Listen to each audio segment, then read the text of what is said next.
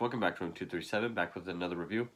As I kind of continue my marathon of my more extreme horror, more extreme films, and this video is actually going to be another series wrap-up. I finished up the Violent Shit series a couple videos ago, and now I'm going to wrap up this series. These are not ones that I did in order, like if I was ever in between, like if I ran out of extreme films at the moment, or if I was waiting for more to come in, I would come back to this series, so it's kind of taken a while. But that is the Faces of Death series, which of course probably one of the more notorious film series when it comes to Mondo films or shockumentaries. My rant slash review for Faces of Death 3 has been bombarded with comments like, this is really tame compared to what's on the internet today. That's obvious. I think we can all, agree to that. Which the series ran from 78 to 1990 at least. That's when 4 came out, which is for this one. And yeah, a lot of it was faked. A lot of it was reenacted. And so, yeah, I mean, a lot of real stuff that you're going to find on the internet nowadays is going to be a lot more graphic. And talking about, back then and today, and hard to believe this was hardcore back then. Of course it was. But I mean, I think a lot of it was also just like the aura around it. Just the aura this had of, everything in it is real. It's very disturbing. I don't think anyone actually found, especially the sequels, to be very shocking or disturbing. I mean, yeah, clearly this is not bestgore.com, so, it's kind of a, well, yeah, kind of statement, so. Plus, I think a lot of people seem to think that my Faces of Death 3 video is the original. I talk about their experience with the first film. Anyway. But yeah, this is for Faces of Death 4, which came out in 1990. And this is the last of the actual sequels. Because in the original series, there is a Faces of Death 5 and 6. But they're just compilations of footage for the first 4 films. And those aren't included in this set. This only has 1 through 4 and The Worst Of, which The Worst Of actually came out in between 3 and 4. And I've said this before, there is a part 7, which was made by or had something to do with Anton LaVey. That's very like a spin-off or very unofficial. I don't even know if you can really find it. And then even more unrelated and unofficial is Face of Death Part 8, which is a German film, and I don't think it's ever been made available outside of Germany. So I don't have 5 and 6, but I don't really see a point in reviewing them since they are just compilation films. So I'm just going to end it with Part 4. And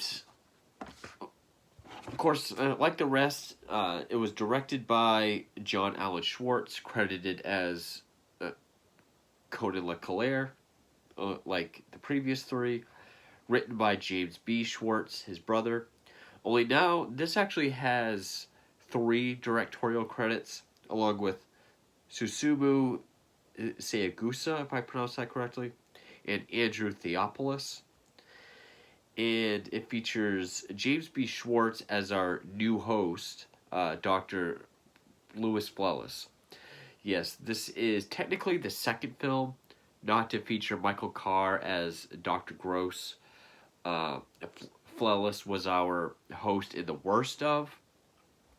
Although in The Worst Of, it said that Gross died trying to perform a surgery on himself. Here it says that he went insane and from witnessing so many deaths and ended up committing suicide. And Flellis is like his protege and friend. Although I will say, the whole thing with Flellis is one of the main aspects as to why this one above all of them feels the most like a ripoff or a copycat or a knockoff of Faces of Death. It just doesn't have that same feel that certainly the first one or even like the second one. I'll even say the third one. It definitely does feel like its own thing. The uh, the dark humor is definitely more obvious in this one. This one is definitely taken far less seriously. Uh, it seems to have a lot more faked stuff. I'd say maybe as much as three. I'm not really sure, but even the actual real stuff, it's nothing we hadn't really seen in the first three, and the stuff that might be new. It's pretty tame when compared to the first three, and this one definitely. Like I said with three, it kind of had that feeling like it didn't really need to be made. Like I could say two is a worthy sequel. Two feels like a nice companion piece. It does up the ante for how much of it is actually real footage. But three was just kind of eh. This one's actually worse. Uh, just to show just the tone of the film, it does open up with a morgue and a body being led to the uh, crematorium to be cremated. We see the cremation, and then we see Flellis telling us that Gross had died. He's taken over his research, and he takes off his glasses, and he's like, "So, come with me as we gaze into the many faces of death." And, like his eyes are just like really huge, and the camera zooms in, very over the top and silly. His voice doesn't really have that sort of engrossing, very intriguing type of voice that Carr had as Gross. Even the writing doesn't really sound all that interesting, like the way he's describing everything that's happening. And whenever we cut back to Flawless, I mean, like, there's one part before we get into, like, the stuntman or performer segments where he says, like, whenever my friends and colleagues talk about joys of life, I take out these photos, which are photos of dead people. Is it? So I take out these photos. That usually shuts them up. Or talking about like meat, carnivore animals, and savage taking over. Just going on this long tirade about like I tell my vegetarian friends that Homo sapiens are carnivores, and he gets all intense again. I know that's meant to play up sort of the dark humor. There is some goofy music play like during the stuntman segments, but the fake stuff looks even more fake, definitely even more staged and worse acted than the previous three. I actually, while I was watching it, I made notes like what it was, and if it was obvious or not, if it was faked. Uh, the only clips I knew of was because they're in Faces of Death Fact or Fiction, is the one where the guy working on the car, and it falls, and the brake drum lands on his leg. It uh, severs it. That is obviously faked. The actor was already an amputee. That's how they did it.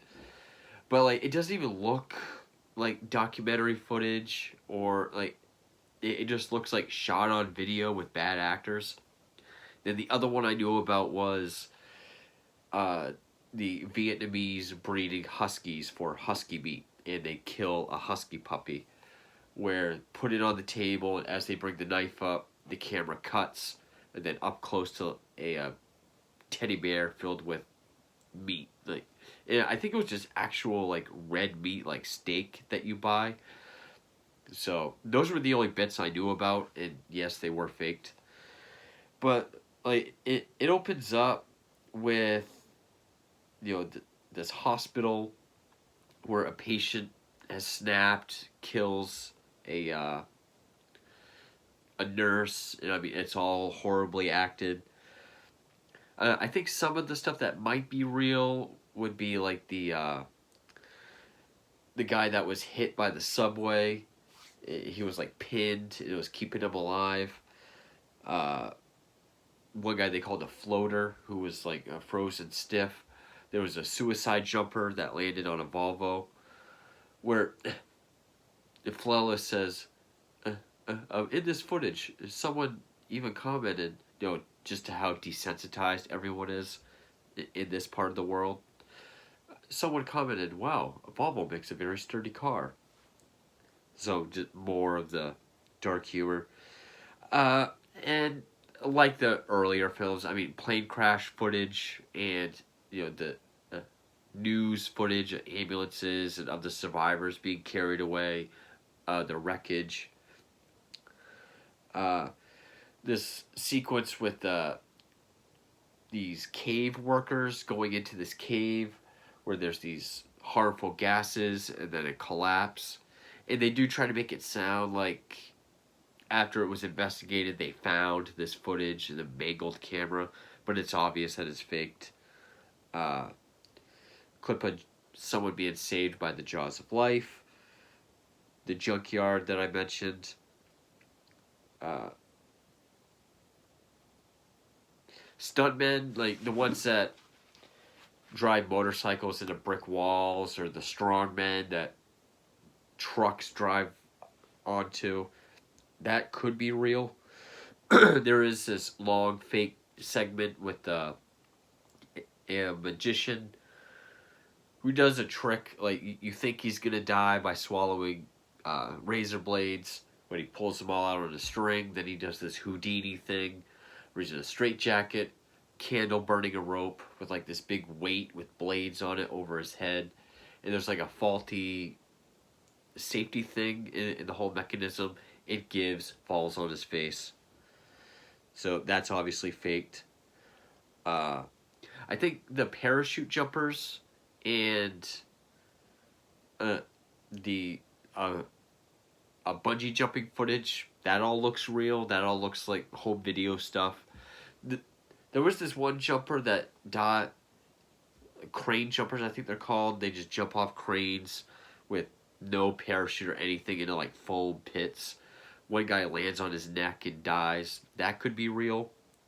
But then it shows these moronic frat boys, like the 1990 equivalent of like the dude bro content creators, like the Paul brothers or something, where they're up on the roof of the school. They want to bungee jump, but the rope is too long, so he splats.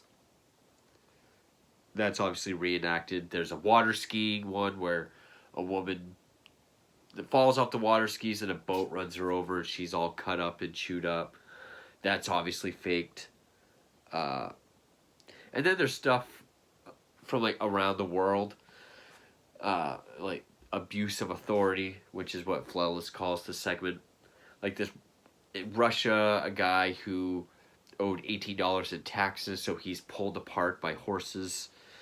I think that's faked, but a lot of the like riots, protesting, street beatings, street executions in like what was that one country, Namibia, and Haiti, and all stuff like that. I think that's all real. All the stuff that's in the street, maybe some of the interrogation stuff. But then there's interrogations like with this one drug lord, where he's tied to a chair, plastic bag, and it even has like this VHS tape watermark, like corrections office, whatever, faked. This one drug lord wedding at his house where there was a shootout, all the neighbors giving interviews. Pretty sure that was all faked. There's always someone on PCP in these films, and on this one it was CCTV footage of a guy taking a bank manager into the vault. He's on PCP, kills the manager, tries to get up, but he's locked in and he suffocates. Uh, they do bring back the electric chair, but it's shot very goofy. It's like this married couple. There's no black hoods, so the husband being all silly and then like up close, kind of like crazy, almost like a music video when the wife gets electrocuted. Uh, the only stuff with animals that's in this one would be the faked husky scene and uh, uh, taxidermy, which it doesn't even go in depth with taxidermy. Just shows the guy putting the eyeballs in and then putting the skin over it. It does show this guy that cremates pets like out of his backyard. Like people send him their dead pets, but I don't see why that would be faked. And then there's some tiger attacks with trainers. You can tell that's fake. A scene with a giant leech, fake. Uh, and then something to do with this miracle bark, where the bark is ground up and then put on birds. It's supposed to heal it. And then there's this tribe that does like a heart. They rip out someone's heart as part of like a sacrifice.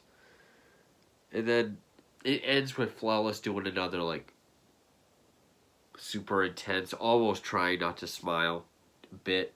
It ends with this sort of VHS footage of an orchestra where the stage collapses. And that's basically it.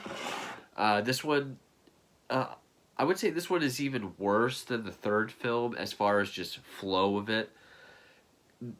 The first one was perfect. The first one was seamless with just the segues and the changing of topics and everything. Two was kind of noticeable but not bad. Three felt random. This one didn't even feel organized at all. I mean, we just have like a plane crash and then here's someone like a suicide jumper, or we'll have something in Haiti, then the U.S., and we're back to Haiti. But here's a giant leech, and here's just totally random in the organization of it. And yeah, this one just has that knock off or rip off of like a shockumentary that really is not shocking at all. And yes, I know even the original Faces of Death is very tame compared to a lot of stuff.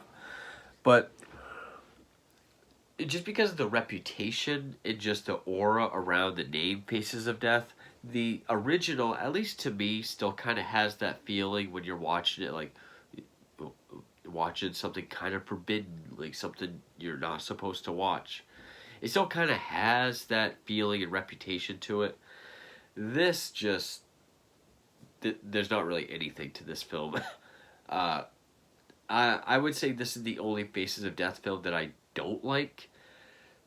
Three, I didn't think it was very good. It did deserve the rant I gave it, but I don't know if I'd go so far as to say I disliked it, like completely disliked it.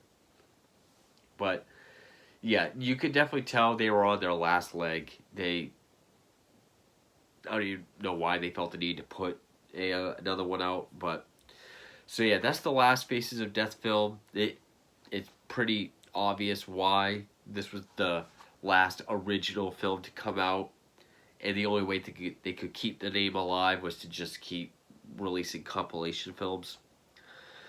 I would still call myself a fan of the title Faces of Death, or the brand Faces of Death. I still love the first film for what it was. I think it was very effective in what it was trying to do.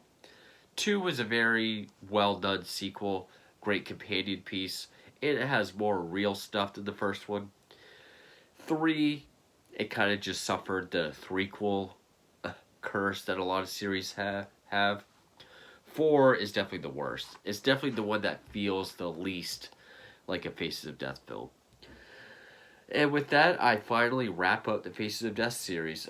Maybe at some point I'll do a video on the worst of, just to say what's on it, and maybe Fact or Fiction. but I haven't really decided on that yet. So I'm still waiting on 3 extreme films to come in. I still have a couple Italian cannibal films I could do. They're not really extreme, but kind of fit in with this. Would be a good segue into the Mondo Cane films, which I could still do. So, yeah, I hope you enjoyed my run through of the Faces of Death series. Stay tuned for what's to come, and thank you for watching.